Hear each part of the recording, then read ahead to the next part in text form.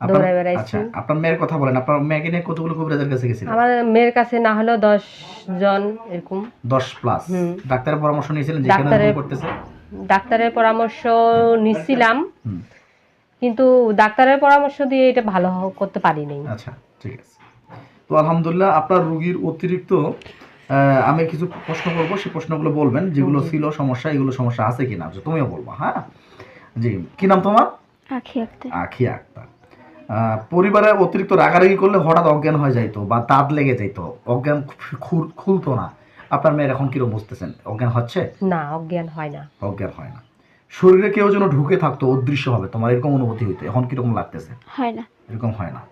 শরীরে কেউ যেন ঢুকে উল্টাপাল্টা কথা বলতো, আপনার মেয়ে এরকম হইতো যে উল্টাপাল্টা কথা বলতো, এই তোমাদের পরিবারকে আমি সংকষ্ট করে দিব, তোমার পরিবারকে শেষ করে দিব, আমি তোমার অমুক করার জন্য আসছি। জি, এখন আর বলে না। আলহামদুলিল্লাহ। মাথার সামনে ভার হয়ে থাকার মতো ব্যথা ছিল, কিরকম বুঝতে পারতেছো? করে না তো এরকম। এরকম করে না। ঘাড়ের পিছনে সুই ফুরানোর মতো ব্যথা ছিল, কিরকম বুঝতে পারতেছো? করে না। ঘাড়ের পিছনে, বাম ঘাড়ে হ্যাঁ। পিছনে সুই ফুরানোর মতো ব্যথা ছিল, এখন করে না। করে না। পায়ের মধ্যে কামড়ানো ব্যথা ছিল, কিরকম বুঝতে পারতেছো? নাই। আলহামদুলিল্লাহ।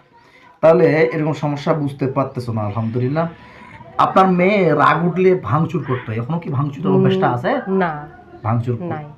কিন্তু রাগ হচ্ছে, রাগ হচ্ছে। রাগ হচ্ছে কিন্তু ভাঙচুর করে না। না। আচ্ছা, ঠিক আছে। তোমার ভ্রান্ত ধারণা ছিল আগে, কালো ছায়া দেখতে পাইতা, সামনে কেউ যেন দাঁড়িয়ে ছিল এরকম দেখতে পাইতা, ভয়ঙ্কর ব্যক্তি যেমন তোমাকে আক্রমণ করে দিবে এরকম দেখতে পাইতা, এখন কি এরকম বুঝতে পারতেছো? না, এখন পাই না। এরকম বুঝতে পারো না, আলহামদুলিল্লাহ। তারপরে তোমার লিউকোরিয়ার সমস্যা যাইতো, সাদা স্রাবের সমস্যা যাইতো, এখন কিরকম বুঝতে পারতেছো? যায় না। আলহামদুলিল্লাহ বলা যায়? আলহামদুলিল্লাহ। আলহামদুলিল্লাহ। তো আলহামদুলিল্লাহ, আল্লাহর রহমতে আল্লাহ তাআলা উনাকে জিন থেকে পরিপূর্ণ মুক্ত করে দিয়েছেন।